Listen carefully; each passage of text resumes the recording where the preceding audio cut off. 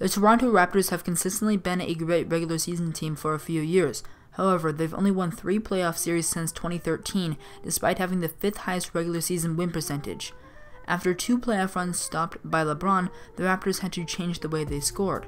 Repeated playoff failure urged the front office to make major changes. This led to a culture reset for the Raptors over this prior offseason.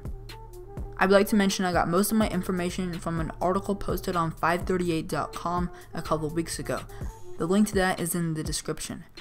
A stereotype the Raptors have developed is they are chokers. This originates from the little playoff success the Raptors have been able to have. The Raptors always fall short of expectations given to them.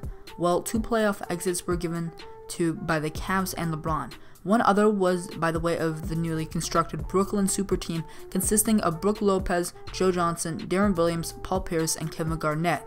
Consequently, the Raptors lost to the Nets in a heartbreaking Game 7. Although Toronto doesn't play as well in the playoffs, they've never been favorites to win it all. This offseason marked a new beginning for Toronto, highlighted by the loss of key bench players such as Patrick Patterson, PJ Tucker, Corey Joseph, and Amari Carroll. Front office management has been excellent as they've constructed one of the best bench units in the NBA.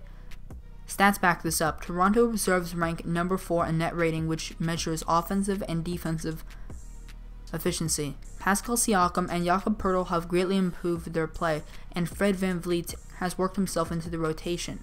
Norman Powell and OG Anunoby have also shared starting spots on the wing this season.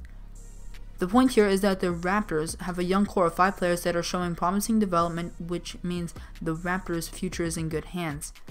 The Raptors' total reconstruction of their bench unit over the offseason has shown to be a great move by the Raptors front office by right now standards and for the future. Not only is the Raptors roster different, but their play style varies greatly from previous seasons.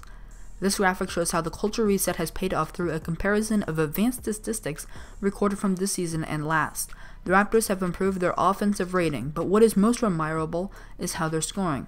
Toronto has climbed from last to 22nd in assist percentage and from 29th to 9th in assist ratio. This supports how the Raptors are playing more as a team, better ball movement, and the near abolishment of low percentage isolation plays. The improvement from 23rd to 7th in shot quality also shows Toronto's emphasis on ball movement and playing as a team has paid off.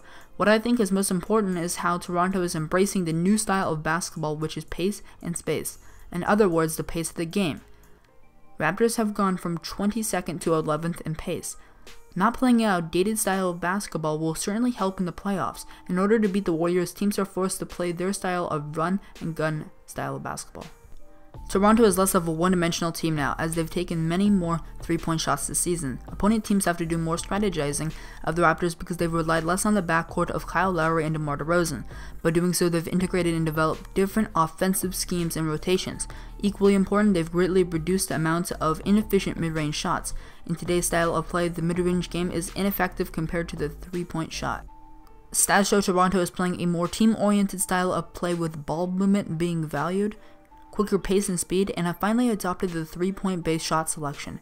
By doing so, their chemistry and future is looking bright, and will have an easier time matching elite playoff teams that play a more modern style of play, such as the Warriors and Houston Rockets.